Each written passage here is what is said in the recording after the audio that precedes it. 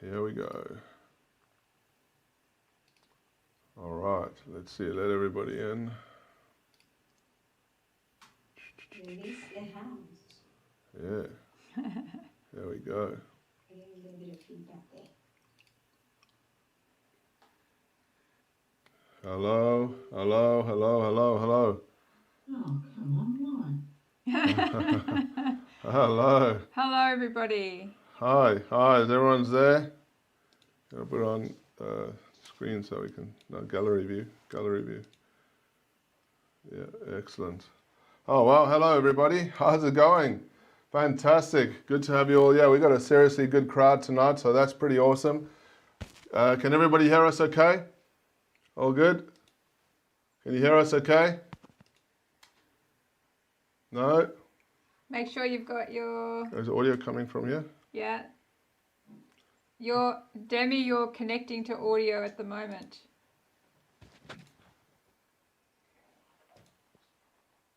Can everybody hear us? Hello? Leo, can you hear us? Just give us a thumbs up. No? Oh, it would help if I put it. All right. There we go. That's awesome. Hello, everybody. Can you hear me now? Yeah? Fantastic, fantastic. Good stuff. Good crowd tonight. Looking really awesome. You're all looking so well.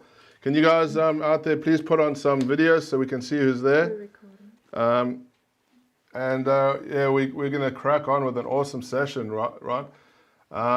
Let's see. Is everyone excited? You all look a bit pumped there, yeah? Fantastic. Good crowd. Guys, please, if you've got videos, can you pop them on? We'd love to see who we're talking to. It's really awesome to see your faces. That's awesome. Thank you so much. You're looking so lovely on this awesome Tuesday evening. Let's rock it.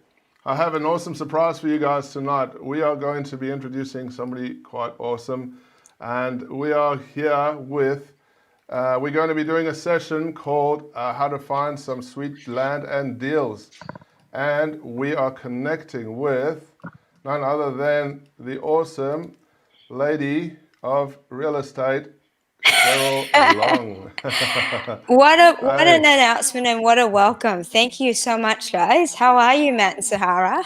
Yeah, we're doing really good. We're really pumped and excited to have you on board today Thank you. have a chat. Guys, I just want to give a shout out to Cheryl. She has been an awesome part of our partnership. She's a property evangelist. When we talk to her about stuff, she's got such a lot of knowledge and experience and energy in what she does.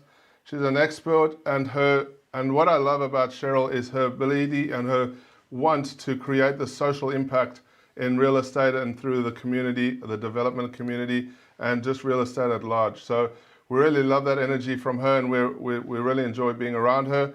And she is, for us, what I love about Cheryl, and you'll see this as we go through this training today, is she is a time management expert, right? You've got a lot going on, haven't you, Cheryl? There is a ton going on in your life, isn't it? A lot going on. You know that. Like every single 15-minute block almost gets scheduled some way, somehow. As you know, I've got two little kids of my own. I don't have other children that are not my own. Sometimes. That's good. Unless it's school holidays and everyone thinks, my place is a resort. But no, I have to be really strict with my time, and it is full. But thankfully, I love hanging around the people that I do, like yourselves, obviously, and the amazing community that we have. So this is really exciting because it's almost it's a real collaboration. It's a real jam session of your jam session and the business of property. So it's going out to a really wide audience, and it's actually one of the first that we've done, which is kind of cool. Absolutely, yeah. So just for everybody that's on this session, we've got our group, which is the guerrilla group that we do. We have our own tribe, which is awesome. We love them. We've got a lot of people connected up here today. We've got a whole lot of new members that have joined us, which is fantastic. And we're pumping it out to the development group of Cheryl's, and that's pretty awesome. So, hey guys out there in the development world, we're going to share some awesome stuff with you tonight. So, excellent. Thanks for having us. So let's move along here. So, guys, this is the first part of a series which we're calling the Ignition Series. The purpose of this series is about creating opportunity for people giving some really great fundamentals for all real estate investors, those passionate about real estate. They want to get in, they want to find out how and what, and see from the experts what's going on out there, right? So today we've got an expert in the real estate industry, and she's going to share some really, really cool stuff. And we want to be able to create the scenario to share this great information with you guys and be able to get you some solid foundation. So we'll be sharing these over the next couple of months, every week and every 2 weeks, and there'll be free sessions. You can come and catch up and join with us. And we're going to be talking to some awesome people in the real estate industry. So we've got them lined up already. So get pumped. This is going to be some seriously good stuff. So we're really looking forward to that. What do you think, Cheryl? Sound good? I'm excited. Yeah, So you look excited. very excited. That's awesome. Thank you very much. All right. Guys, for all of you out there, just so you know who you're talking to on our side, we consider ourselves positive cash flow property experts. We've been doing real estate for a long time, and we've created a process whereby we've been able to set ourselves up in cash flow real estate. It's doing really well, and I'm going to show you what that looks like. And it's given us the ability to create more out of our lives than we could ever have expected, right? Ever have imagined. This idea of cash flow for me is imperative, right? When I started out in real estate, I was stuck in a job, and I just didn't have time to get anything done. I was going to work frustrated because I was pumped, I was full of energy, I was excited about real estate, right? I'm like you guys, right? Entrepreneur on fire, wanting to do some good things, but stuck in my job, which was my golden handcuffs, and it held me back from doing anything because I was getting paid so well, and I wanted to keep doing well, and the more I did this job, the more rewards I was getting, so I was kind of stuck in this circle of pain. But the moment I was able to free myself, that gave me so much more opportunity to get into other things in life, right? Now I had time to break away and actually sit down and think about next steps, doing real estate deals, doing things bigger and better. I'm going to talk about this in a minute. We're experimenters. We love experimenting. One thing you'll learn about me and Sahara, we try things. We'll fail fast and we'll grow fast, right? It's okay to get things wrong. What do you reckon, Cheryl? Is failure okay? I love failure.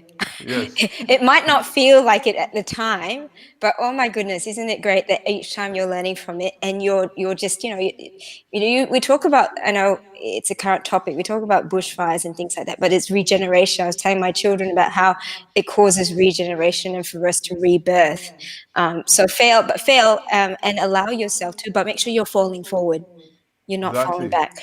Exactly. Failure is okay so long as it's calculated and you understand the risks that you're putting yourself into. You obviously don't want to make silly mistakes, but failure is okay. It's okay to do something wrong. We've had some great failures, and I'm going to discuss some of those in a minute. We're top property tech experts now. We're in the property tech space. It's a big buzzword around at the moment. Tech. Our room rent software is out on beta test. We're super excited to be launching that. We got a whole lot of new beta testers just lined up, ready to go, and I know some of them are on this video session today, so excellent. Nice one, guys. Who's lined up in our team to go into that? Yeah, look at you, all of you. Awesome. Good work. That's our room rent software is going to... Sorry? Don't forget me, I'm there too. You're there too, absolutely. You're in front of the queue. I saw the first moment we posted it, you're up there. Awesome. So guys, if you want to find out about that, get onto that. That software is launching on the 11th of February, and it's going to help if anyone's renting out rooms as a strategy for doing what we're doing. This is the software to use to do it. It's going to be really revolutionary. We're excited to be sharing this with people. All right. We hate people that say I can't. What do you think about the word I can't, Cheryl? What's the song? Never say never. Never say never. If you want to do business with me and you say I can't, then we're not going to be doing business. There's a mantra that we have in our business, is our core philosophy is that there's no such word as can't. Even my daughter says it, right? We've taught my daughter, if she says I can't, we say, what's your favorite word? I can. It's a mantra. We live that, we breathe that, we understand that. We have a unique method. It's the Masters Program. We've created a process, and I'm going to show you how this looks and what we've created. We've developed the Masters program. If anyone wants to get involved with this, we're going to take you by the hand and show you exactly how we've done what we've done over a very short space of time. And it's given us amazing freedom and the ability to really leapfrog forward into some really cool stuff in our lives. Right? Simply, what we do is co-living, right? That's the basis. This is the core, the fundamentals of how we create our cash flow from real estate. And it's been an amazing journey, and we've been able to create some incredible, great results for clients, students, and people around us, and for ourselves as well, right? An average property that would have been rented out for $590 a week, now $1,620 per week. How awesome is that? Crazy good results. Same again, yeah, $1,680 a week, up from $540. Like, you don't get per square meter on real estate. You do not get an uplift on property like that anywhere. You can go and renovate the crap out of a property. You can stand and do a big dance outside of your house to rent it out and try and get the best renters in there. You will not be able to uplift the property's rental income unless you're renting out per room. It's one of the best ways. As quickly as that, yeah. Unless, of course, you own a whole block of apartments. Possibly you could beat it, but you need your big outlay of cash to get there, right?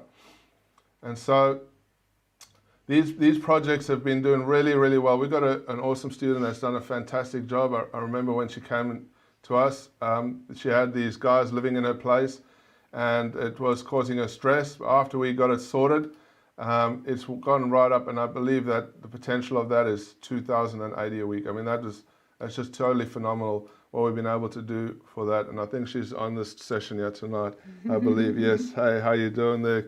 Awesome woman. Thank you so much for joining us. You've been a great part of our journey. All right. Close all these little bits and bobs here. All right. We have a cash flow method, right? And we were talking about this earlier on. We have made many mistakes along the way.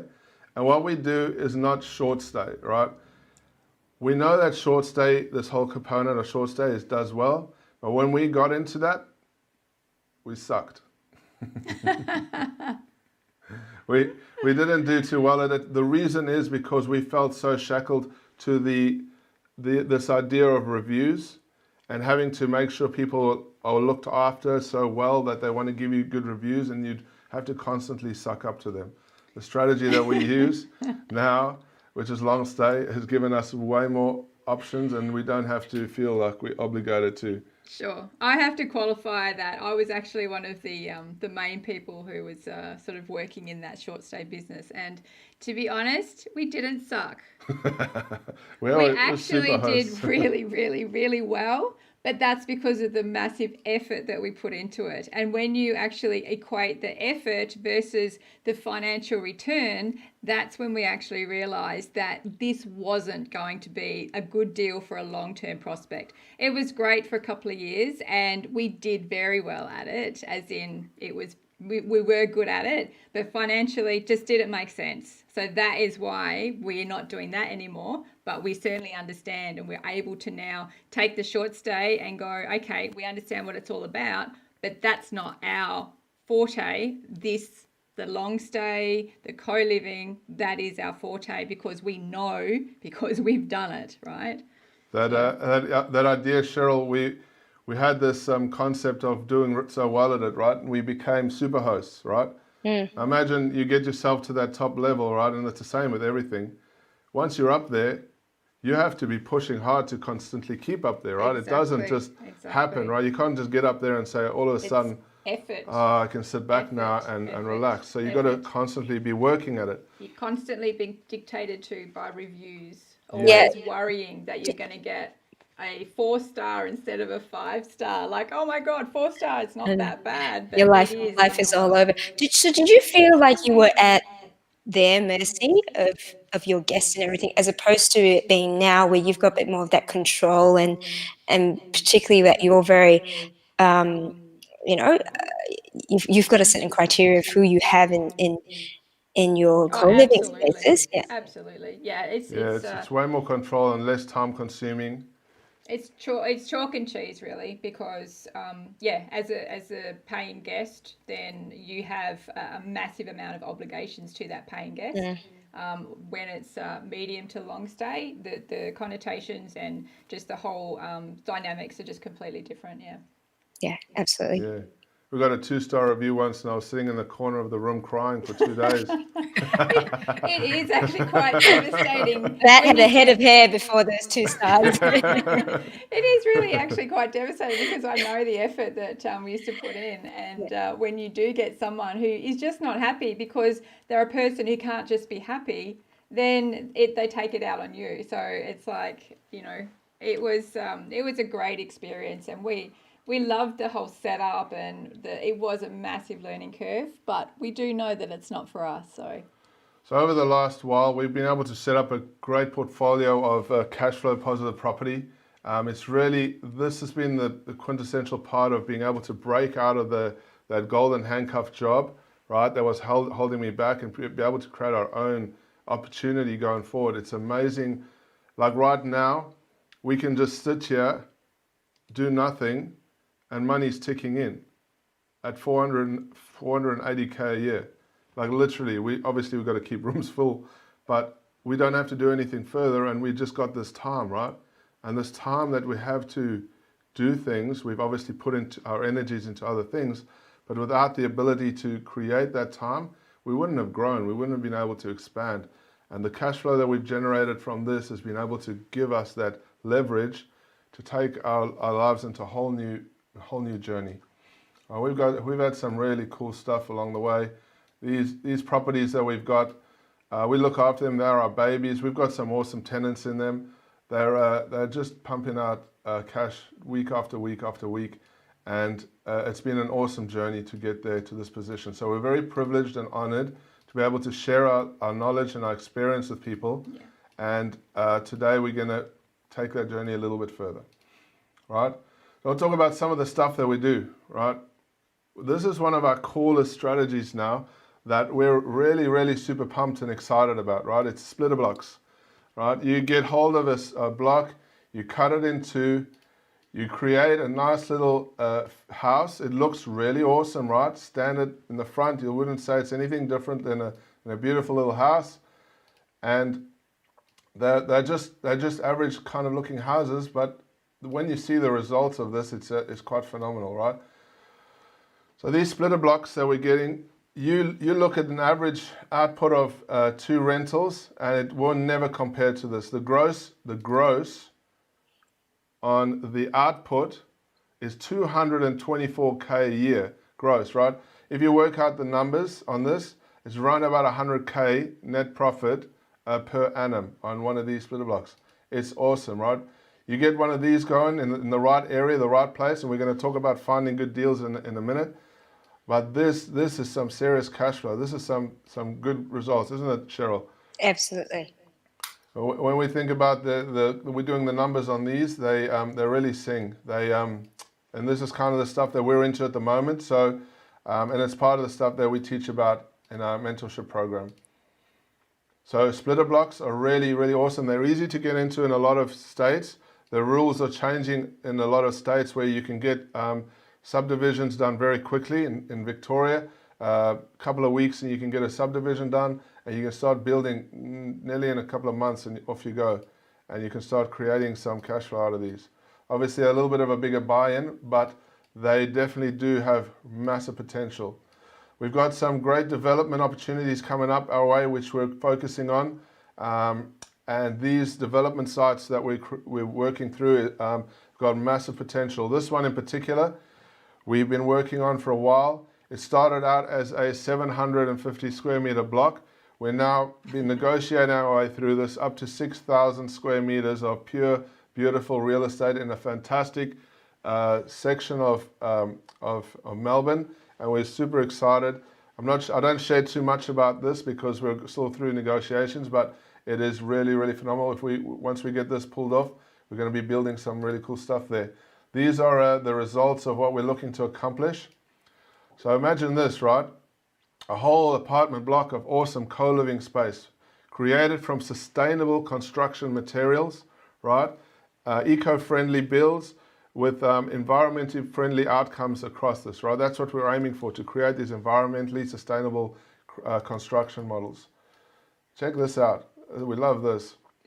Out of this property deal, if you did the numbers on the six floors, right? 6-floor co-living space, which we've created, and we work out the average rental on this on a per annum output. That's $2 million, nearly $500,000 per annum of rental income. I can guarantee you can look at any other apartment block anywhere in all of Australia. It will not be producing that much amount of output anywhere else, right? That is for dinner. What do you think about those results there, Cheryl? That's pretty good income.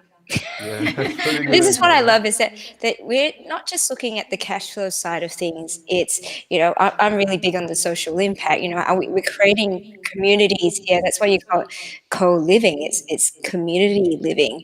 It's it may just look like dots there, but you've got outdoor spaces for people to interact. You've got places for people to work, where it's co-working spaces and underneath, and being able to have that sustainable and the environmental side of things as well makes it, people can thrive and live comfortably and healthily in a community like this.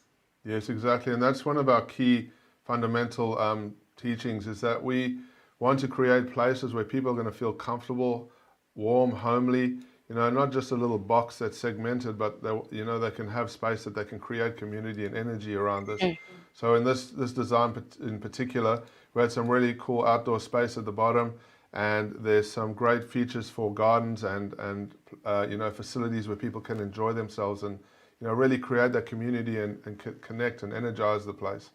In an area like this, it's really, really awesome. So we're pretty Fantastic. excited about this stuff. Now, okay, so we made many mistakes along the way.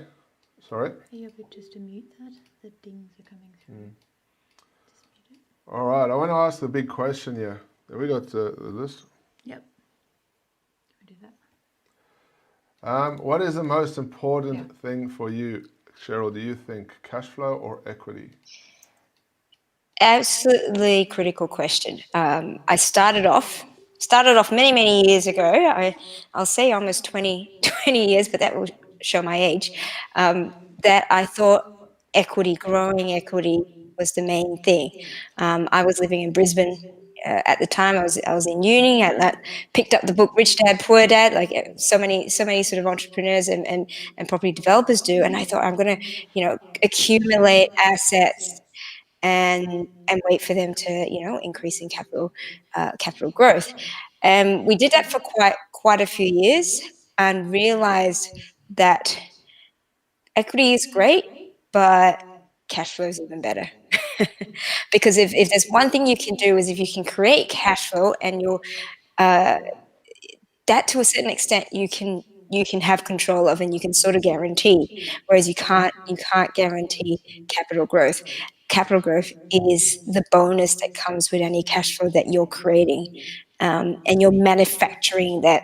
Whereas with equity, I mean, unless you're manufacturing equity through renovations or developments and things like that, if it's a property that's just sitting there, there's not really much you can do except for wait. And if anything, in the last year or two, actually 3 years, when the market in the big cities have really slowed down, people have gone back. They've got negative equity if they've bought in the last year or two.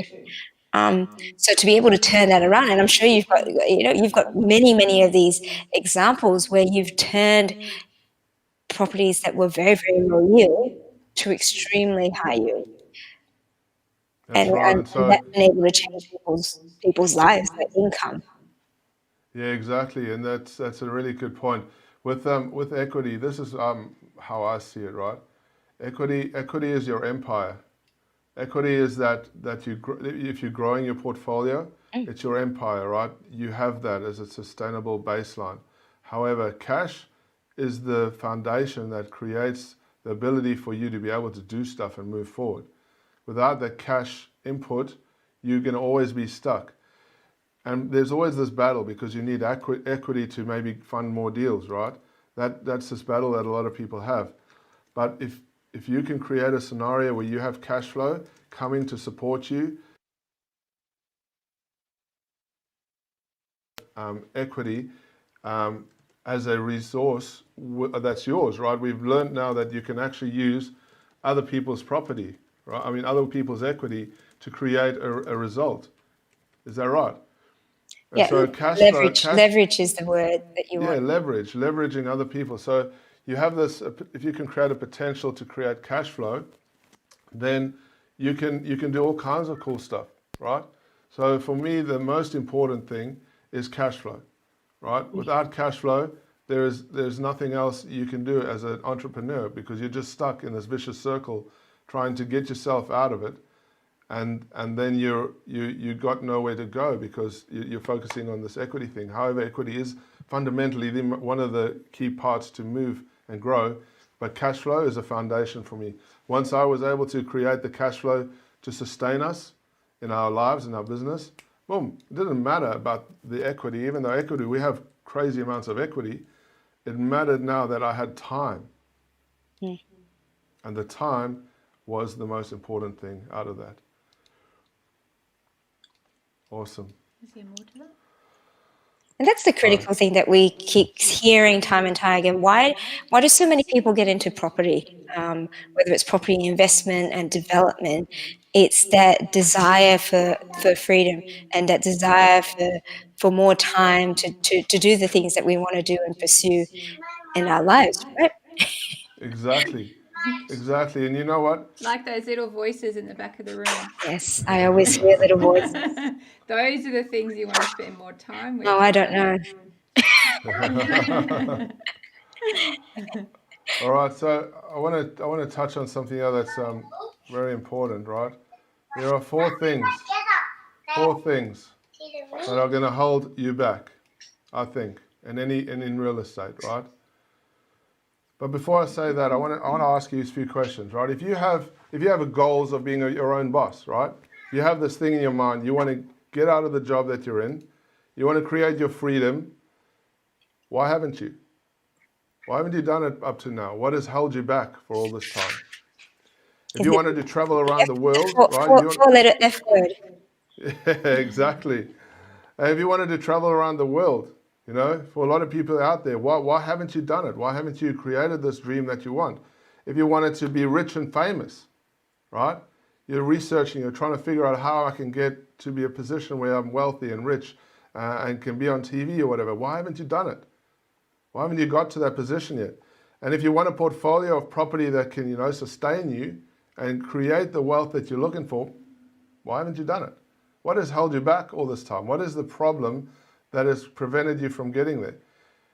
And I'm going to play devil's advocate here, right? I'm going to tell you right now that there's four things. Four things. And everybody struggles with it. Everybody suffers with this affliction. These four painful afflictions that all human beings have. One of them is deflation. And I'm not talking about the opposite of inflation. I'm talking about demotivation, right? Because constantly, as human beings, to be motivated, to feel like you want to move forward, you freaking have to be pushing yourself all the time, right? It's like a balloon. You ever blow a balloon up, right? And the balloon deflates, right? So every day when you go to sleep, you feel like you're blowing up your balloon. You wake up in the morning and you feel a bit inflated. You feel inflated, right? You go to work, you do your thing, you come home, you feel deflated. And this constant thing, and those rhythms can fluctuate, so it might be opposite to that. But this rhythm happens all the time to us. We feel deflated. Deflation is an affliction that all human beings have that we struggle with, right? To find momentum, energize ourselves, and to be able to move forward, it's crazy. It holds us back so badly, and lots of people get it worse than others. Some people are lighter, some people are worse. But those that have been able to control deflation are the ones that are moving forward at a crazy pace. So you want to be thinking about this part, right? There's four parts. The next one, time. Wow, we know what it's like, right, Cheryl?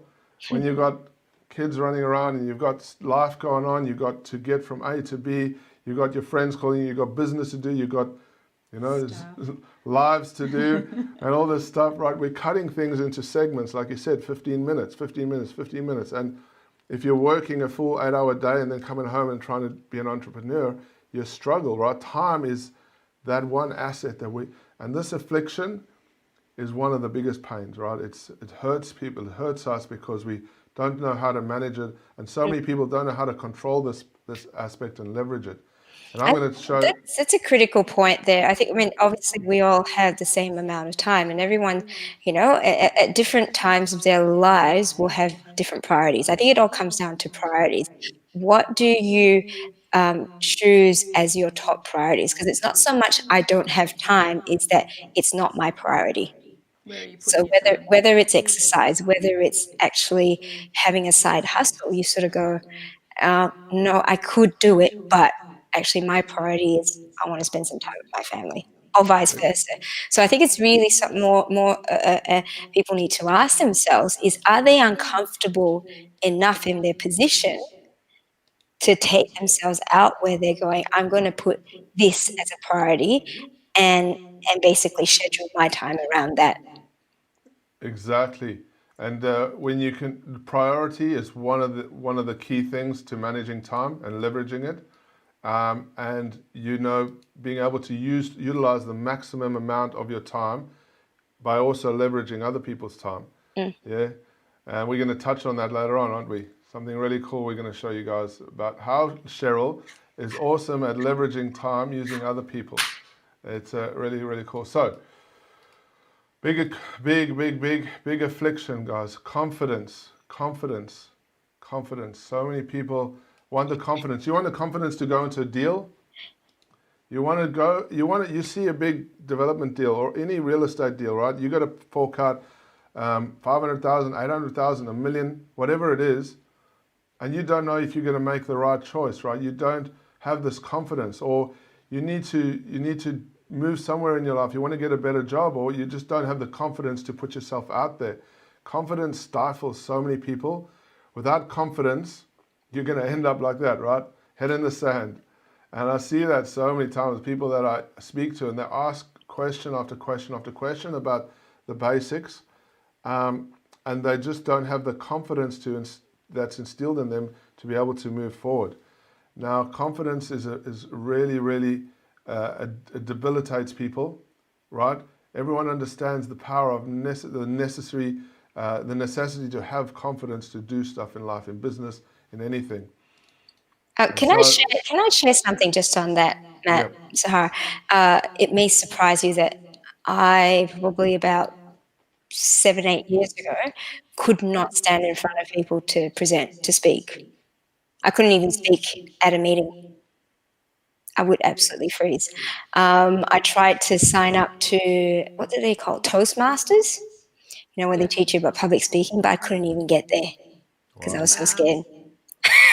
What happened? That's And what changed so happened? much. And you know what happened? It was the whole idea that I said to myself, how are you going to be able to impact other people if you're too scared to be someone else? It's not about It's you not then, about me. right? It's not about me. Yeah. It's also, and then obviously at that time I had my daughter, and I said, how do I show her how to be a strong role model if I can't step into my fear? Exactly. And so I just put myself out there. It was all the affirmations, like I would listen to, and this is, you know, it's telling yourself actually in the mirror and telling yourself that you believe you are confident. And I used to say that. I used to say that in the mirror. I said, you're confident, you're strong, you're going to sit in front of, you know, big developers and talk to them like you know what you're doing. And you know, I say it sometimes, you know, fake it till you make it, but you're not really faking it. You're giving yourself that sense of belief. Yeah. And I highly recommend people listen to affirmations, like empower yourself because you can. And even presenting to, you know, the property development in Australia, that was a big step for me because I said I had to put myself out there. And wow, you've done a great job of doing that. And still, it's still learning, Yeah. and there's certain things I still feel uncomfortable with. But this is the thing, I know it's not about me. I want to be able to change people's lives. I want to be able to make a difference. And the only way I can do that is to put myself out there. So for anyone that has any sort of fears, like you just have to work on yourself. It's here and here. Absolutely. Absolutely. That's a good story. Thanks for sharing, Cheryl. That's all right. There's that old saying, right? If you don't do it, it'll never happen. No. Yeah. I used to be afraid of public speaking as well. Quite funny.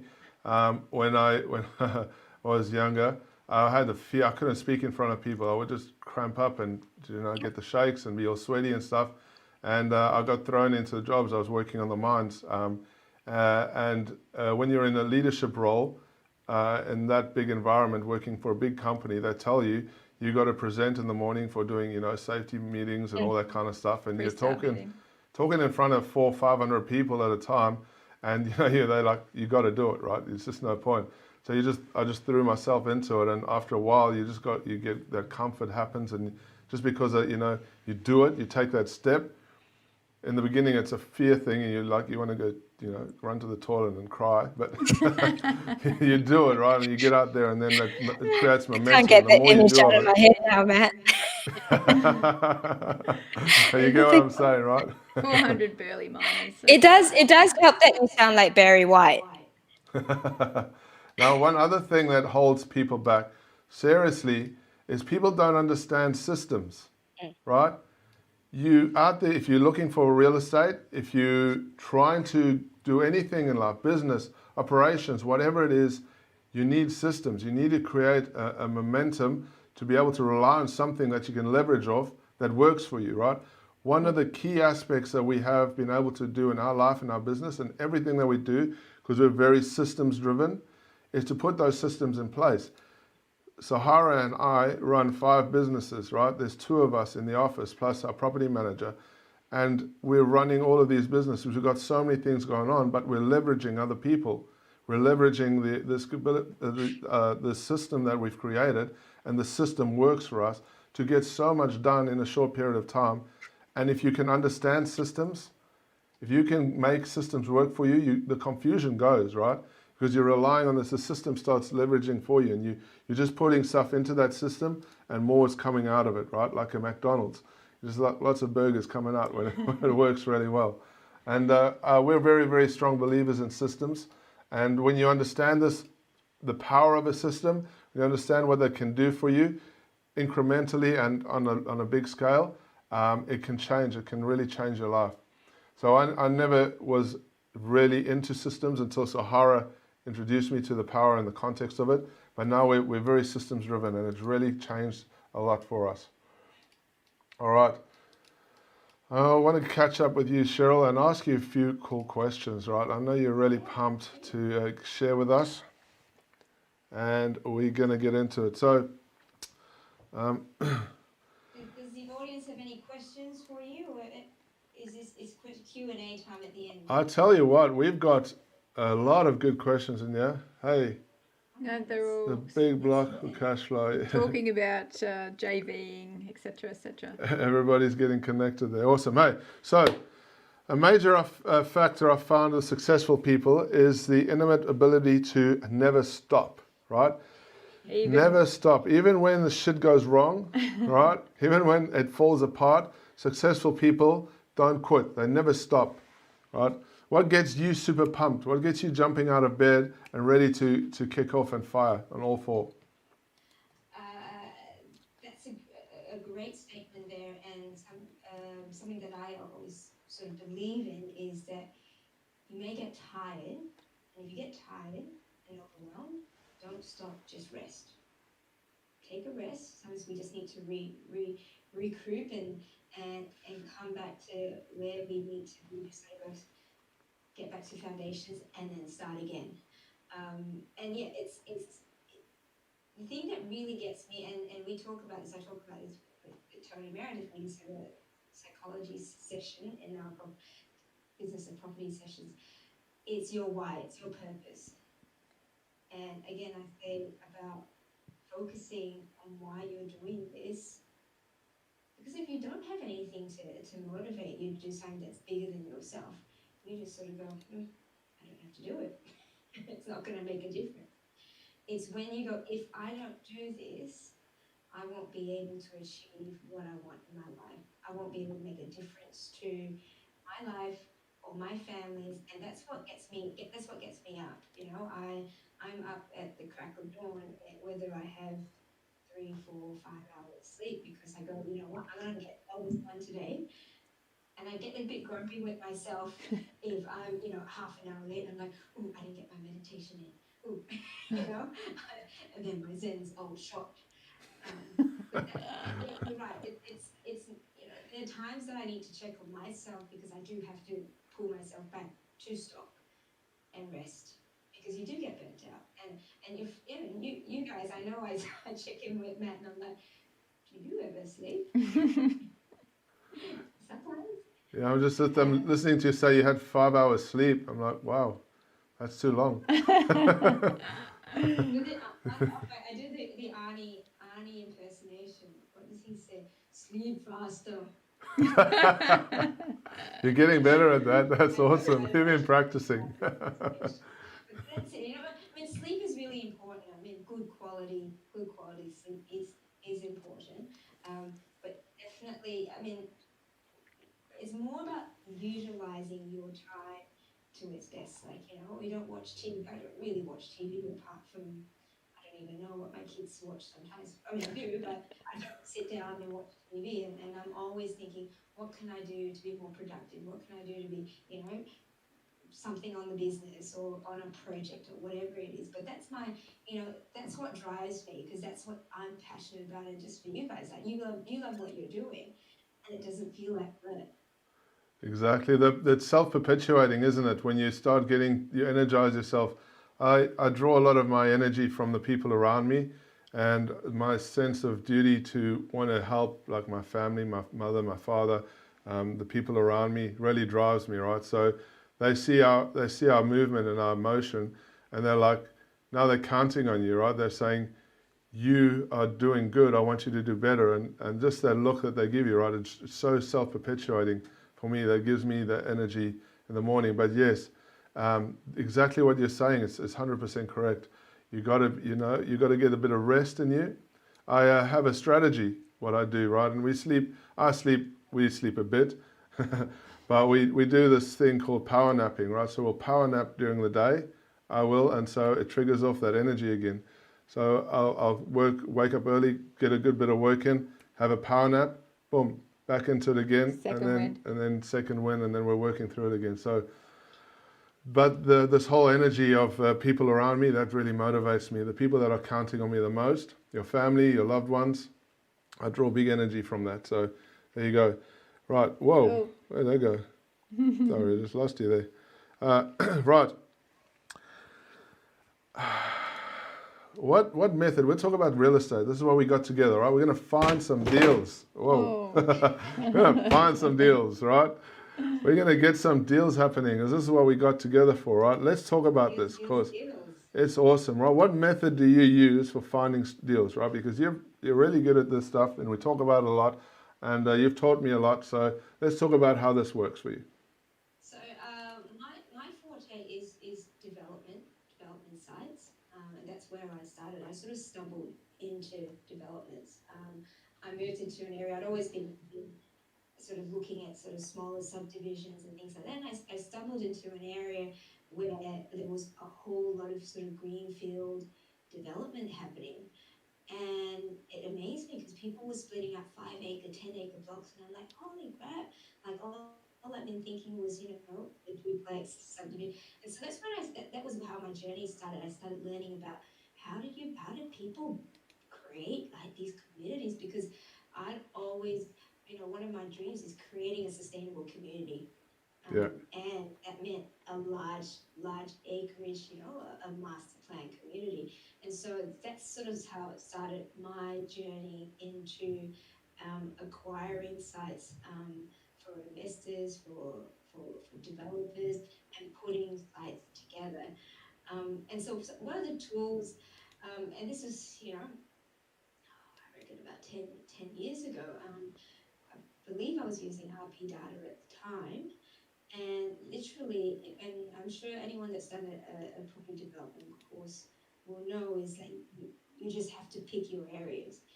And what I used to do, and looking at investment properties, is just look at the map, look at where the main arterial roads are, and then pick 3 areas where I said great transport, great amenities, close to university or hospital or whichever. So these main things, these location, location, location. And if you could find areas that were surrounded by this, you were pretty sure that you were in a good spot where people would want to move into. Um, and literally, it was going through street by street, looking at RP data, using the filters to find what is it that you're looking for. And I stumbled upon sort of a spreadsheet of mine from about 10 years ago, and it was it was writing down, sent letters to this person, they responded, didn't respond. I sent second letters, and I look at it and I go, wow, I did that. That is so weird because actually I was going through some boxes the other day and I stumbled across a letter that I had written for properties that we were looking for, right? Same thing. I was like, wow, it's changed so much, right? So the letter thing is a really great tool for looking for property, right? When we find that right way of setting them out. But I would not send it that way now, right? The whole style would be totally different. But it was just That's really interesting. It is interesting you mentioned that because we are in such a technologically focused Environment. society now. I mean, I know still a lot of people do letter drops and they do it quite well, but I mean, even just the power of social media. Right now we look for sites for clients, and a lot of it is through social media and your networks. Like your networks are the biggest thing out of anything now. Your networks with your agents, and like I said, particularly with social media, you've got such a wide reach. Oh, absolutely. This is the thing, right? And you're touching on this point quite, highlighting this, is that there is real estate deals everywhere, right? There is real estate opportunity everywhere. People come and they say to me, oh, how do you find a deal? Well, one of the things is you need to have momentum. You need to have that energy to start you, right? You have to, because it's got to be consistent. You don't go and try and look for a deal here and there, and maybe, next weekend you'll go on a few, inspections and you'll go and have a look at the properties. It's relentless, right? To get good deals, you have to be consistently relentless. You brought up something really cool that we wanted to talk about, is that you went through a period of 300 opportunities you went through, right? To find the needle in the haystack. And I'll share a bit of a similar story that we have. Tell us a bit about that, because that's pretty cool. Because that's what it comes down to, right? If you want to find good deals, you can't be half-assed about it, right? You got to get stuck in. Find a system that works and just give it all you got until you find the deal, right? That's what it comes down to. That's the initiating part of this. Yeah, and these were the deals that I actually tracked, and they weren't the ones that, you get hundreds of agents sending you stuff, over and over again. And this was, I guess, early on in my development journey, where I was really learning about doing feasibility, assessing sites. So it was, for me, it was almost, that was my education. But seeing all the different deals and being able to just I can churn through them a lot quicker now, but having gone through that many deals, that was just 1 year, and the ones that I tracked, that was a huge learning curve for me. But this is the thing, like, you don't stop, because the one thing you just remind yourself that the gold is the next thing. 3 feet from gold. 3 feet from gold, yeah. Yeah, 3 feet from gold, exactly. And that's one thing that I always have at the back of my mind, at why I don't stop, because I'm like, if I stop, it could just be right there. But I keep going. There's no chance that I could lose, right? Exactly. It's just whether you stop or not. That's the whole difference. That's it. That's really what it comes down to, because once you have an idea of what you want to find, once you've locked in the deal, the aspect, how that's going to look for you, you go out there and you relentlessly do it until you find that deal, because it'll be there. It'll pop up to you. the funny thing is when we've been out looking for real estate, and so it's hard finding a good deal, and we get lots of people coming to us telling us that, look, it's freaking crazy. You're trying to get good deals out there. There's competition. It's tough, but the deals are still there, right? You just got to be so persistent, so committed, so dedicated at it that you'll find it, right? And the next part is you find these little needles in the haystack, and they blossom there. But now you're in this next phase, which is a negotiation phase, right? And real estate is not real estate. It's not about the property. It's about the people, how you talk to them, how you engage them, how you prepared to give and take amongst this process, right? Because you're not actually dealing with the land, because the land price up and down depending on who's going to take and do what, right? There's a conversation. Sometimes the conversation is direct. Sometimes the conversation is, kind of Chinese whispers, right? To the agent, to the owner, to the agent, to you, da da da. And so, understanding this and negotiating this next level, this next part of it, is something that I think you have some good experience on, and talking about this. I'd like to know some more about that. Yeah. You're right. I mean, I sort of compare it to sort of motherhood, and beforehand you're sort of like, carrying a baby is really hard, and then you go, oh no, then you have the baby, you're like, oh shit, that's harder than the last bit. Because you're like, it's so hard to find the deal. Yes, it is, but you're right, you're not dealing with human emotion at that time. It's when it's the next part where you're like, you've got to make sure that your offer suits the owner or the agent, or it's the owner. And then when you get there, then it's like molding it and working with all the emotions about why they're selling. They've got a whole thing. They've lived there for 50 years. Their grandmother, had 100 years before that, whatever it might be. So it's working through that. And I've had deals where it took 2 years to get to a point till the owner was happy to transact. And months of really building that relationship and that rapport. I've had many a tea and scones with little old ladies and their husbands, but that sort of relationship made so much of a difference in the negotiation process, because people can genuinely see why you're there and that you actually do want to have a win-win. Yeah. That you're not coming across as the big evil developer, because I don't look like a big evil developer. Yeah, you look pretty evil, Cheryl, really. I haven't raised my evil eyebrow at you yet. But it is having that relationship and that rapport, and saying, what is it that you want? It's not about what I want as a developer to make all this money and things like that. Yeah, sure, of course, there's going to be a good amount of reward at the end of it, but there's a whole lot of risk that comes behind it as well. And it's also educating them that what needs to go through to get to that point, and realize they're playing a part as a partnership. You're collaborating for them to get a good result. Like, if it wasn't a development and if they didn't deal with you, their property wouldn't probably be worth as much as it is. That's right. It's a tricky kind of thing, that process. And some people go to an auction, right? And that's just plain and simple, the auction. And therein lies just in one other concept of it, because an auction is driven by emotion, right? There's nothing quite numbers about it.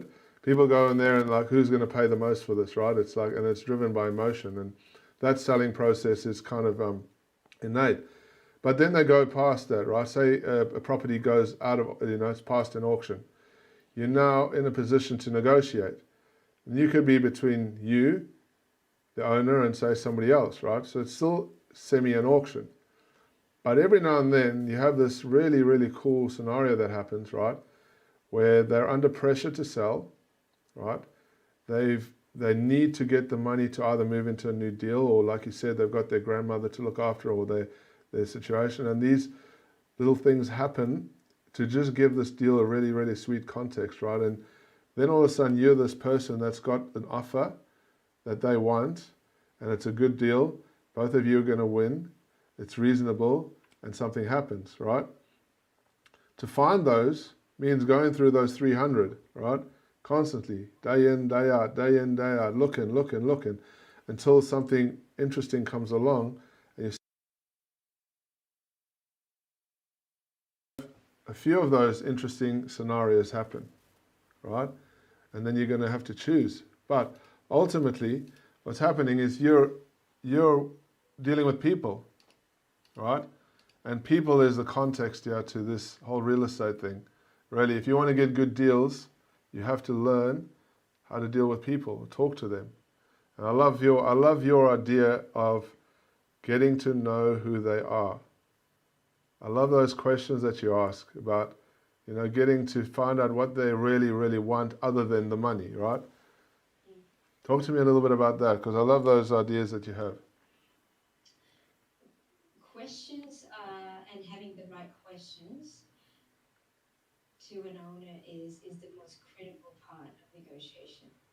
It's not just the terms and conditions, and that's the part where you have to almost pick all your terms and conditions with them, and be absolutely aware of how they react to certain things. So, say for example, one of our deals, and the vendor was sort of happy with the price, but there was something that I could tell they weren't really comfortable with. And when I drilled further, and it was like, trying to understand, and it's the question, it's the open-ended questions, like, um, what are the things that you're not particularly comfortable with? Tell me a bit about that, and what would need to be, what in an ideal scenario, what would it need to happen for you to be agreeable to this? So always steer them, give them a little bit of a journey, but allow them to talk. Mm. And so, for one of our deals, it was the fact that the vendor was just afraid that they were going to lose their rental income. So that was a big thing. That was a big thing for them. And even over and over again, they're like, oh, I don't know if you'll be able to market, we'll lose our tenants. And so we were able to say, hey, what what is it that you're concerned about? Is it that is it the length of the project, or that you're actually afraid that you don't have enough to pay for, whatever your mortgage or whatever it might be? And they're like, oh, we just don't want to be without tenants. So we're like, okay, well, what if we were able to cover the rent, and we pretty much put in a rental guarantee? And they went, oh, okay, so that means that I'll still be in the same position? And they were like, yeah, that's the whole idea. We want to make sure you're looked after, and that this transaction's as smooth as possible for you. If that allows you to have a level of comfort, let's put that in. Yeah, And that would be able to help them move forward from that sense of, oh, I'm not quite sure. This is the part that's holding me back. That was the hurdle. So you really need to dive in and understand, because if people are sitting there having a conversation with you, they're effectively waiting for you to come up with a solution. yeah, absolutely. Then people want to talk about, they want to talk and they want to feel comfortable. And one thing I've learned over the years is that people don't want to do business with businesses. They want to do business with people, right? The transactions happen between people, and as soon as someone is feeling comfortable with you or they like you, right? It doesn't matter if somebody has a better offer, you can still be that person that they want to do business with because they like you. You've taken the time out to ask the question, hey, how's your mum? What's going on there? I heard she was in hospital. Is she okay? And you have this conversation of coming from a place of empathy, and that empathy really resonates. The one thing that makes this hard, though, is when you have an agent in the middle, right? So we understand, we love agents. Agents do a good job for the most part. But the best way to find a good deal is dealing directly with an owner. There is no better way. So if you people are out there looking at realestate.com.au, yes, you can find deals. Look, you're going to be dealing with competition, but I can guarantee you the best deals out there are the ones that happened between you and an owner, right? They like you, they feel comfortable with you, you've offered a win-win situation out of this proposition, and it's going to happen, right? The competition on with dealing with an agent, if it's on market and you're in a super hot area, forget about it. You're never going to pay the best price for that deal. It's never going to eventuate, because unless, of course, it's, you know, one of those unlikely scenarios where it's snowing and it's hailing and you're the only person that ended up at the auction, and, you know, good on you, they need to sell the property then and there and then, and you've won it, right?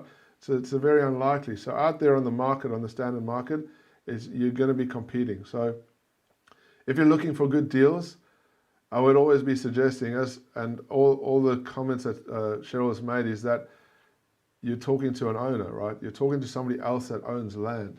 If you can be in that scenario, you're going to have a much better outcome than being in a position where you're having to deal with an agent. Like, don't get me wrong, agents are good and they can give you some good value. And if you're networking with the right ones, you can get deals off market. And most of them, when they're happening like that, you'll go be actually talking to the owner, like how we do it, right? We have guys that we work with agents and they'll introduce us to the owner, and because we're doing bigger deals, it's necessary. So we're having that communication. But it's really, really key, really, really critical to be able to do deals, good deals. Need to talk to somebody that owns that land, right? Because then that process is quicker and it's a lot far. To the decision Yeah, maker. you're dealing straight with the decision maker. Oh my God. How frustrating is it when you have this Chinese whispers thing going, Cheryl, right? And you got this story. Yeah. But you go, I'm saying, right? The communication thing, it's hard, right? You talk to somebody who relays a message, and it comes back, and there's just this disjointed communication. And the deals just fall apart, right? They just fall apart. But when you got a direct communication, how much easier is it, right? How much better is it for that whole process when you're doing deals? Yeah, and this is it. I go back to that whole having a really strong relationship with the owner as well, because you know they are. And I said, this is the third phase. Once they've agreed with you and you've got through that hurdle, then you've got the lawyer and the accountant to deal with as well. Let's have a party. Then you go into the ring again. And so if the lawyer and the accountant are not property and development focused, then that's another hurdle there, because then, you know, you've got this scenario where the lawyer might not really understand, you know, we're also all about option agreements. And the lawyer doesn't understand that. They just go, no, this doesn't look right. I think you need to push back on this. When it really is a commercial decision for the owner. And so in that situation, it's, you know, I've had situations where the vendors and the owners come back to me to say, Cheryl, he's questioning this. Can you talk to him? Yeah. About Yeah. Because they want it to go smoothly, right? Yeah. And they don't want to lose the deal. Yeah, and like I said, build that relationship, because it's a really sort of, what's the word? You know, it's quite an erratic sort of journey when you're going through that process of putting a deal together, because it could be, you know, you get all these highs and you're like, yes, they agreed, and then the lawyer goes, oh, you know, this, and you're like, oh shit. And it's down here, it's about to go like this. And I've had lawyers who basically, and it was because they had no idea, send me 2 lines in response to a 4 or 5 page offer, which actually maybe not that long. It's longer than the offer. The owner doesn't accept. What? How frustrating, yeah. That's And that's why you said it's really important to have that relationship with the owner, because then you can have that conversation and go like, hey, you know, we agreed on this. Where's your lawyer at? Yeah. You need to bring him on board. Yeah, bring him on board. And that's, yeah, once you do that, you can, you know, align it, because, you know, the owner's paying the lawyer and they have to do what they say, kind of thing, right? And but this is the thing, right? Finding deals out there, regardless of the market, regardless of the ups and downs of the economy, regardless of what people are telling you, regardless of what you might think, there's good deals out there. and they're constantly perpetuating. The cycle happens, you just got to understand and know where to look. There is always, this is my philosophy on real estate, right? As soon as you purchase a property, 90% of it is distressed. The second somebody buys a property, it's distressed. Now there's different levels of distress, right? That distress might be in the green for the most part, for most of the time. But then a lot of people are down, and the distress level happens there. Right at the lower level, obviously there's a level of where people are ending up in courts, there's repossessions and all that kind of stuff, right? But just before that happens, there's this area of distress where people need to do something with their property at that moment, right? They have life hits them. And life is this, mum and dad is sick, or, something bad has happened, there's been an accident or something like that. It could be something bad. Generally, it's just life changing, right? Life has happened. And so now there's this level. They're not broke, they're not getting repossessed, but they need to do something, right? They need to change. And I find in that little area of, it's orange, I suppose, is this little sweet spot, right? And it's out there, it's buzzing in the market constantly, whether the market's going up or going down, right? There's this area of, I wouldn't call it distress, I'd call it like pre-distress. And it's where people need to offload property. And if you can operate in that area or that dynamic, and you're thinking about that when you're out there, that somebody needs to offload something to me right now, you're going to find a deal. It's out there. That's my perspective on it. And we see it over and over again. We see these cycles happening. A cycle starts, right, when you decide, I want to get property. I want to buy something right now. The cycle starts.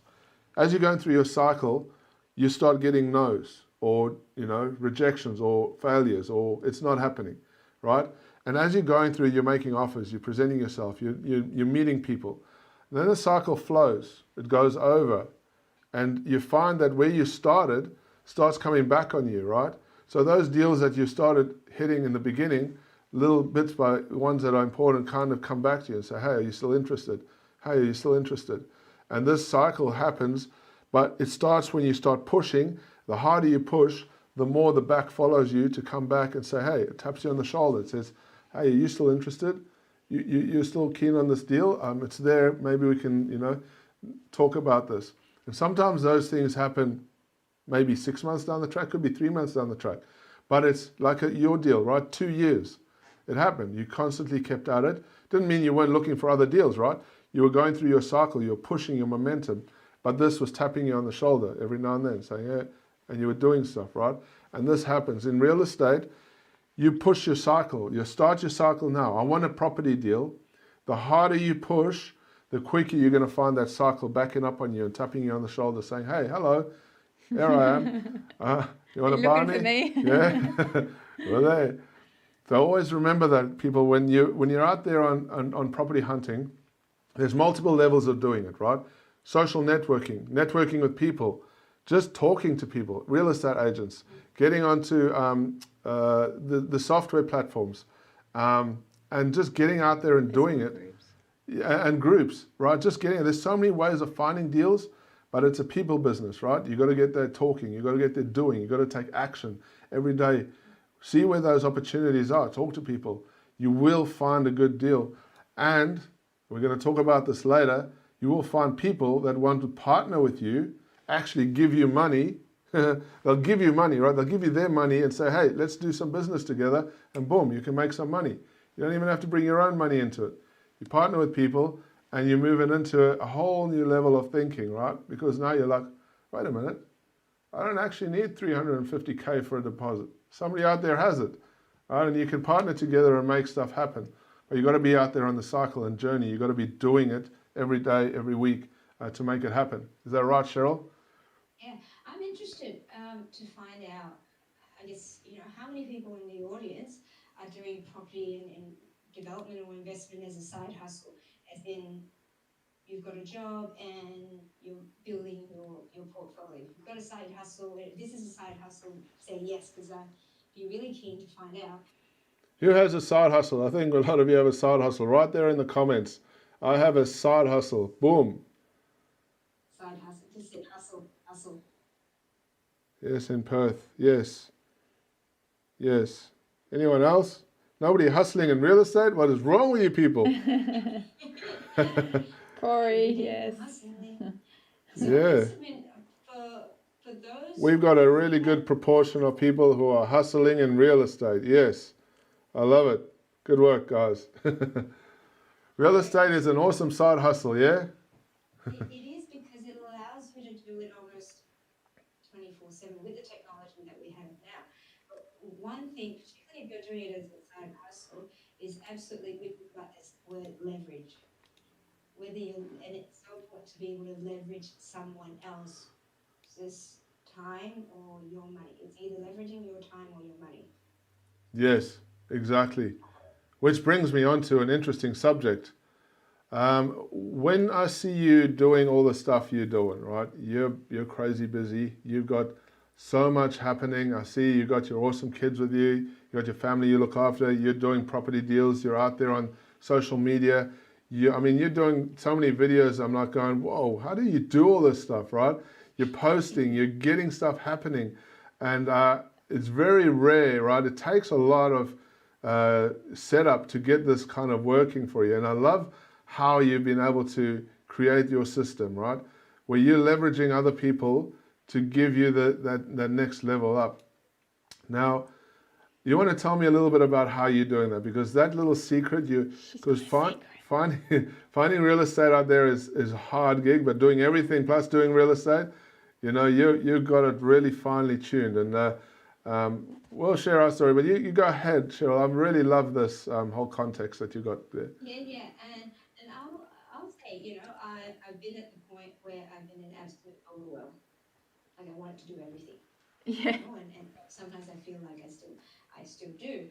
But one of the key things that I discovered sort of a few years back, and this was sort of triggered by reading The 4-Hour Work Week by Tim Ferriss. I don't know if you read it yourself. Love that book.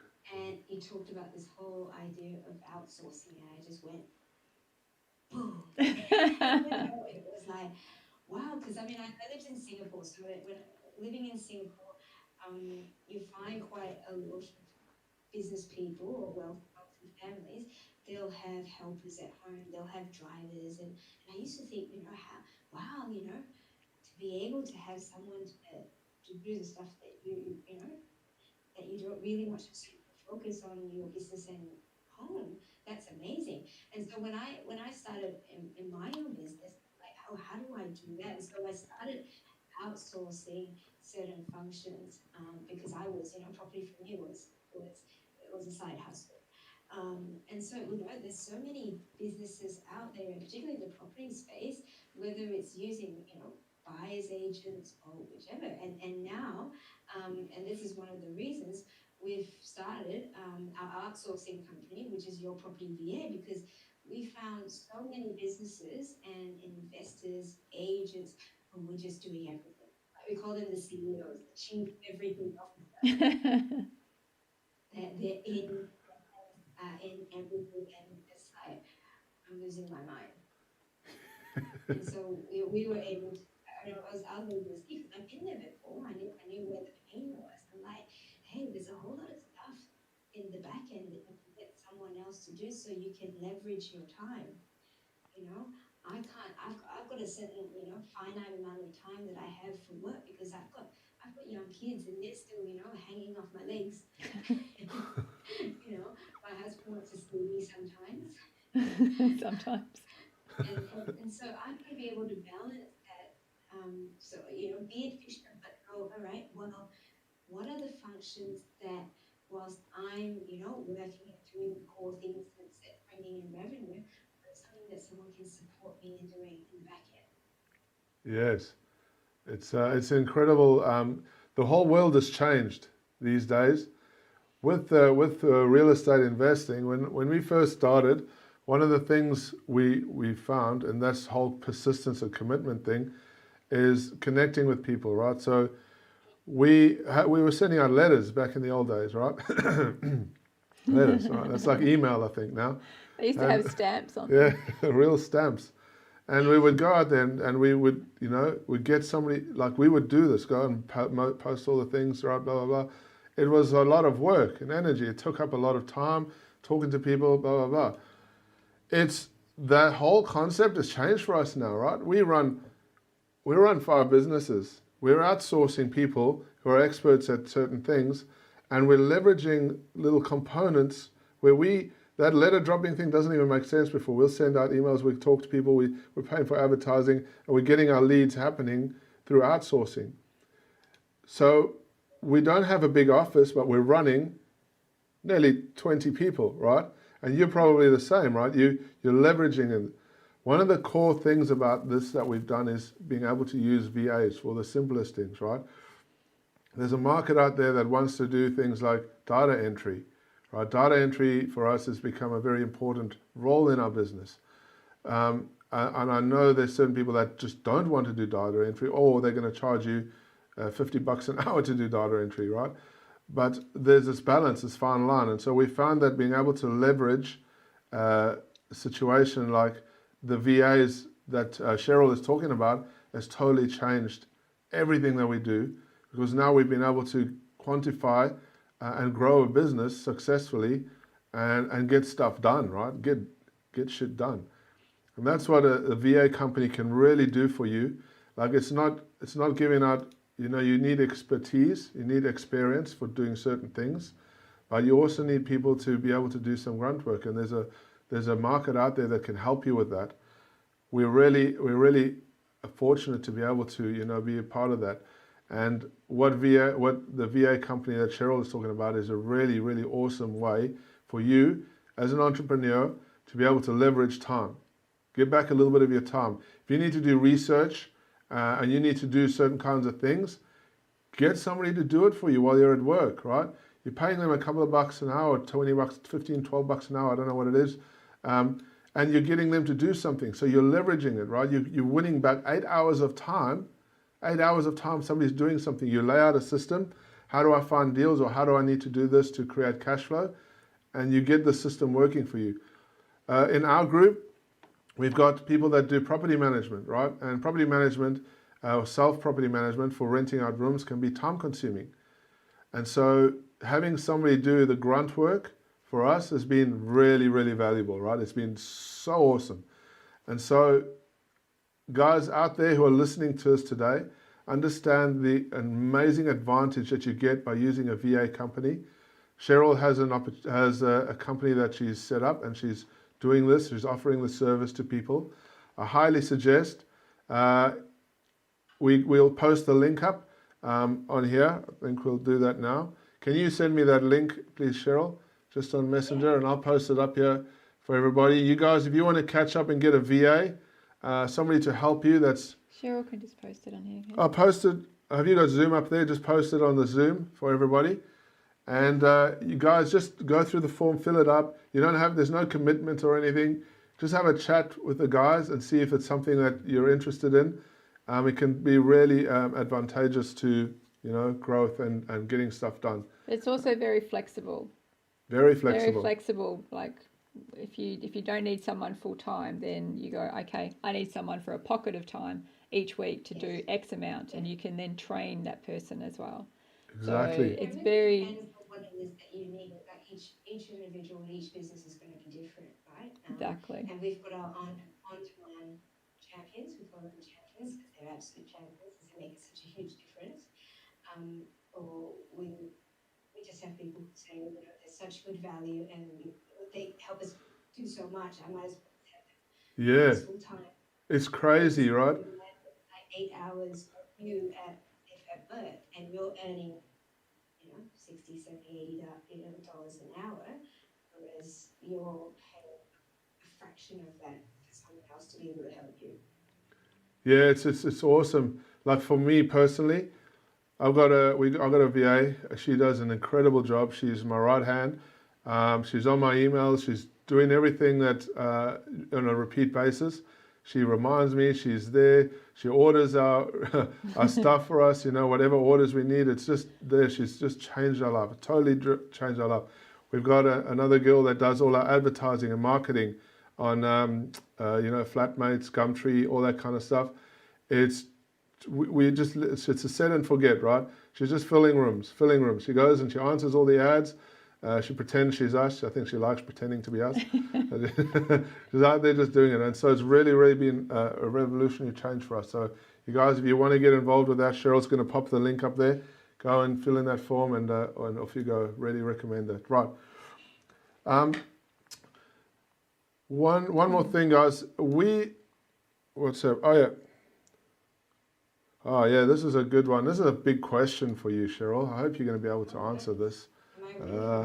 You ready for this? Yeah? What drives you and how do you want to impact the world? Oh man, that's one of my favorite words, impact. It's called big impact, by the way, if you didn't already know. And I'll go back, I like telling stories because it reminds me of where it came from. I remember when I was probably about 12 or 13, someone asked what I wanted to be when I grew up. And I said I wanted to be a peacekeeper. I thought it sounded really cool, but I didn't realize you actually got to go and like stand in the front line and risk getting blown up. So when I realized that it didn't sound as romantic as the reality is, I went, that's stuff that I don't really want to go blow myself up. But the premise behind that was I love connecting. I love connecting people.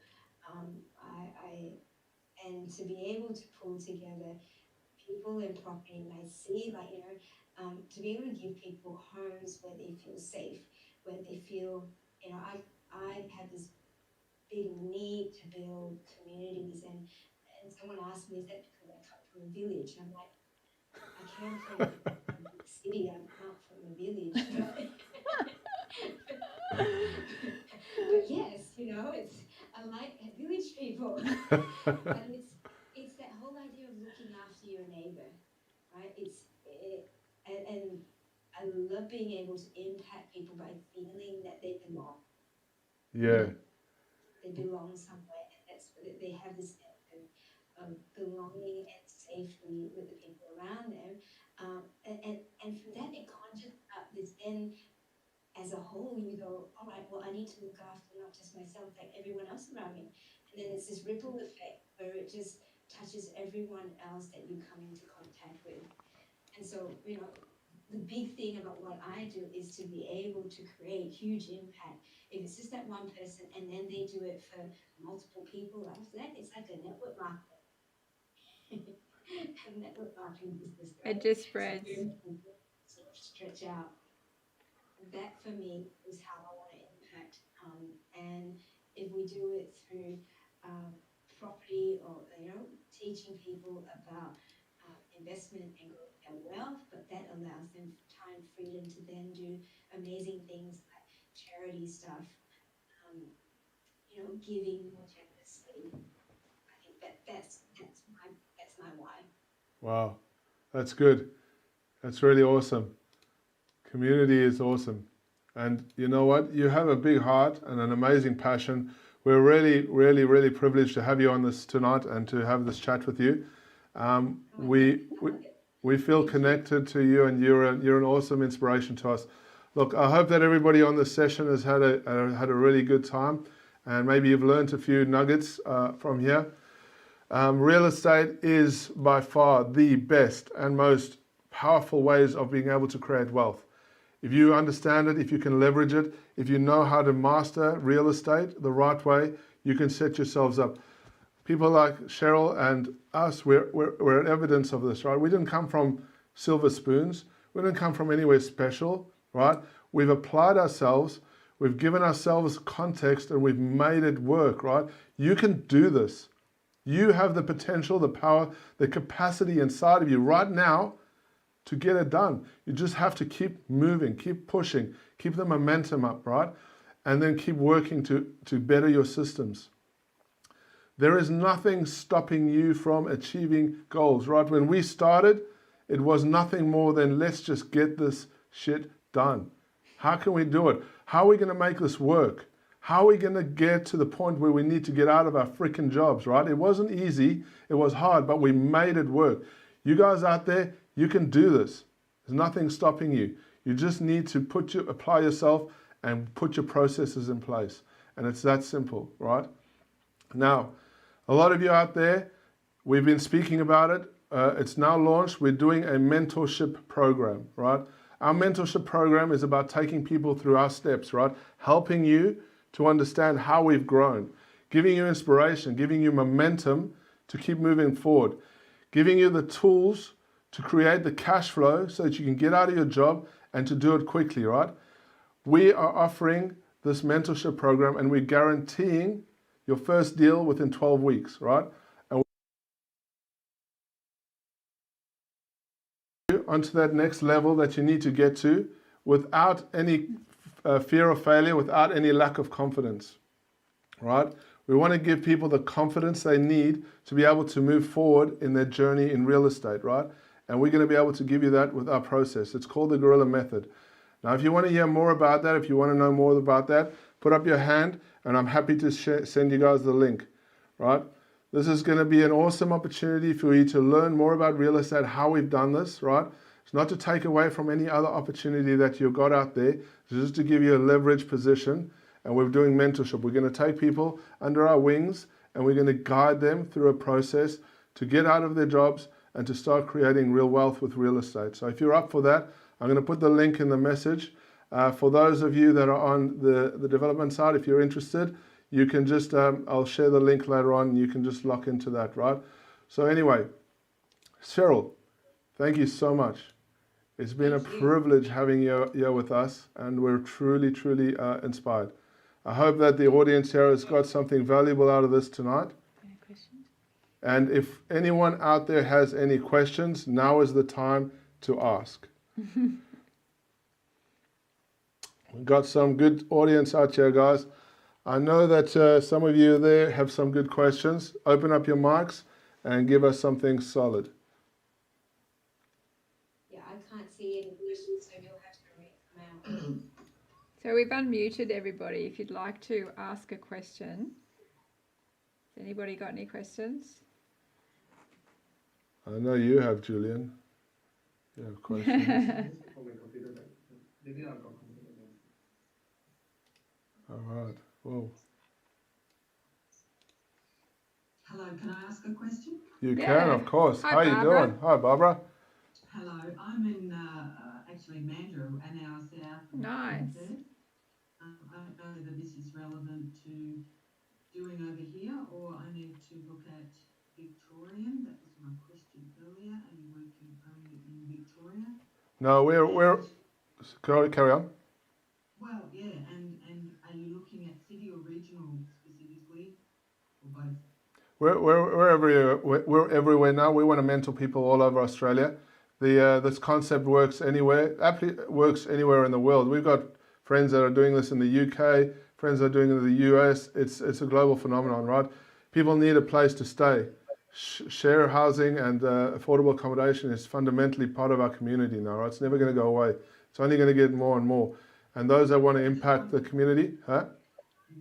Well, I've set up one in my town of Mandurah, and I've got 6 bedrooms, and 4 are built. So I'm already 3/4 of the way there. I just think that there's a lot of opportunities that in Western Australia where the growth isn't so huge and maybe the returns aren't so good as in Sydney or just suburbs of Melbourne. Yeah, of course. Look, there's certain aspects to this where location will impact, but the one thing you have to understand is that affordable housing is everywhere. Whether you're in Perth, whether you're in the middle of Australia, north, south, east, west, people need a good place. So when you're buying in at further away places, you're buying in at a lower cost, but you're obviously not going to make as much, but it's less risk and it's more stable in certain places. You just got to then quantify how your deal looks. Being closer to the city, don't get me wrong, definitely better because people want to be close to the city, but doesn't mean to say it can't work in other places. We got students and people that we've worked with that have been doing this all over. Sorry, somebody's trying to video call me. Doing all over Australia, right? There's potential. Okay, Victoria is not just the only place that's doing well. We share this across. We got Brisbane people here, and Yeah, and you from Perth. So look, there's a lot of Melbourne people here. So yeah, Two sons. yeah, I can see that. That's awesome. Hopefully that answers your question. Anyone else got any questions? Yeah, Leonard's got a question. Leonard?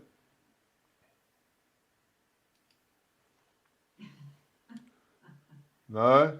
No, I'm trying to unmute you. Hang on. Oh, you're muted. Oh, Everyone's trying to unmute you now. technology. You did something to your button, right?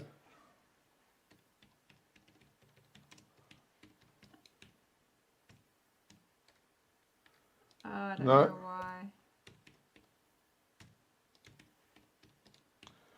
All right, guys, I've just posted that. I'll post it again. It's Gorilla Cashflow.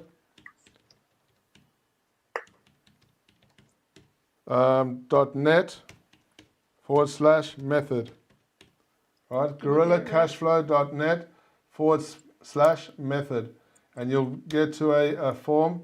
Fill in the form, we'll catch up and have a good chat and see how we can help you if we're going to be a good fit.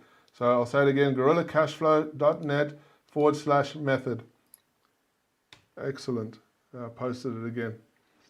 All right, we all good? The second time is good. I don't know why I Unmute. can't unmute. Sorry? Could you? Do we have a price? Yeah, we'll talk about that if we go through the form. Just fill in the form and we can talk about that after. It's going to be different for different people's levels, their experience, and what they're trying to accomplish. We got different packages. If you go to Leonard, I can't unmute him. Leonard, what's going Just on? scroll down. You want to talk, but it's Scroll down. silent. Where are you? Oh, there you are.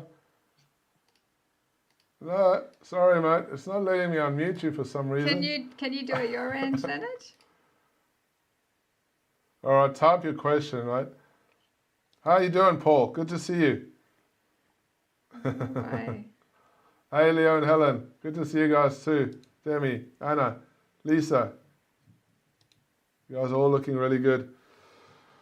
All right. Okay, there's 3 questions. There's 3 questions. Excellent. Oh, you haven't got a microphone, Leonard. Ah. Oh, wow. Well, that's not going to help you, Leonard, if you don't have a microphone. Julian has a question. Yes. Julian, let me find you. No? Maybe Yeah, it's not. Julian, go. Go, Julian. Go for Julian. Yeah, go for Julian.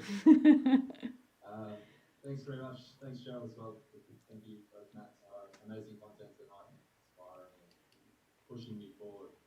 I guess it's around focus. I'm in the Gold Coast. I can go and do New Gen boarding house in New South Wales because it's just on the border. I can be setting up something in the Gold Coast, or I can be driving to Brisbane and doing something out there. I'm just struggling to find clarity. Like we're looking to purchase and do a deal in the next 4 months, and I just can't. I'm just trying to find a focus point. Pinpoint. I guess it's like working and stacking the numbers and checking out all the different ways they all stack up. It's just hard to find which direction to point. Yeah, it's always this constant battle in people's heads about, and this comes down to confidence, right? It's fundamentally the only thing that's really there is the confidence to where I want to go. And you're pretty driven. I know that you're pretty motivated.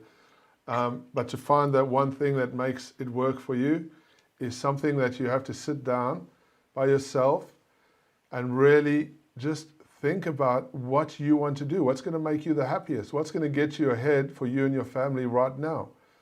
The day I sat, I'm the worst, right? I chase shiny objects sometimes like it's crazy, right? And I know that pain because one slip and I'm in that direction and I'm like, maybe I should do that or maybe I should do that. So it's very hard for me to stay 100% focused. So I battle with it constantly. So I truly understand where you're coming from. But the best way to get that is to just be honest with yourself, right? Say, hey, what is it? Oh, you got a family, right? You got a family that you got to feed and you want to build wealth for your future. Don't be pissing about, because if you're pissing about, you're never going to get anywhere. Say, okay, if Brisbane is my thing, let me just do it. Whatever it takes, I'm going to make this thing work. It doesn't matter, right? I've chosen my path. This is what I'm going to do. come hell or high water, nothing's going to faze me, right? The day I did that it made everything different for me because I now had purpose to move forward. Like I don't say anymore, I want to do this, I want to do that. If I do, Sahara slaps me, right? This is like, we're going to do this and this is what we're going to do and nothing stops us, right? So think like that. I know people struggle with this a lot. Shiny objects, confidence, which way should I go? Am I making the right decision? The point is, man, make a freaking decision and stick with it hell for leather, right? Because your family deserves that and you deserve that. I hope that can help you, man, because I know you've been at this for a while, but only you can answer that question, right? But it's going to come from you. I think one of the things that you need to remember as well, and this goes to everybody, that don't overanalyze every single deal. Okay, nothing is 100% perfect, so don't go looking for that. Okay, if it's even 80% and it's the direction that you want to go, then just stop analyzing and start doing, because there's opportunity cost in that. 80% is a bloody good deal to be able to move forward with, and like then you can like pick up the rest of that 20%, do whatever it takes to get that, to get where you want to go, to make that deal happen, to make that work for you. So like I said, there's not 100%. There's not 100% deal out there. You can never tick all the boxes, and if you wait until you can tick all the boxes, you will be dead and buried. Okay, and there's no point to it all. No. So just 80%, even 70% is great. Just not moving forward is what's going to keep you where you are right now. Yeah. Oh, yeah. So, Thanks very much. Thank you. you're welcome. What do you think about that, Cheryl? Absolutely. I think we get so paralyzed by fear that we're going to, it's going to blow up in our faces. But, you know, to a certain extent, we've got to a certain extent, take calculated risks. We've got to be able to take calculated risks to be able to say, especially if you've got mentors. This is the great thing about being in a coaching or mentor program, that you're able to say, hey, I've done this. Can you just put your, just glance over it, have your review, give me your thoughts. And then, like you said, that 20%, don't forget, you're taking this as a journey of learning. You know, what's the worst that could happen? As long as it's not good, you're not going to lose it straight off your back. I mean, unless you've got it back, whatever, that's fine. You know, but if it's still going to be able to allow you to make some bonus, some profit at worst case scenario, then do it. Just do it. You need to be able to step forward and be able to learn from that process, because you'll be the next level up just from doing that. Yeah, that's it. Hopefully that helps, Julian. You're going to rock it there. Anyone else got any questions? Everyone give us a big smile. You're all beautiful. Thank you very much. Anyway, it's been a fantastic night, guys. So blessed to be on this with you, Cheryl. So awesome that we get to share with your amazing group and all of us here on Zoom land. Thank you very much for joining us. It's been freaking awesome. We love you guys big time. We'll catch you again soon. Have a lovely week. See you on the next one. Thanks, Cheryl. See you later. Bye. Thank you, Bye. Cheryl. Bye. Thanks, guys. See ya.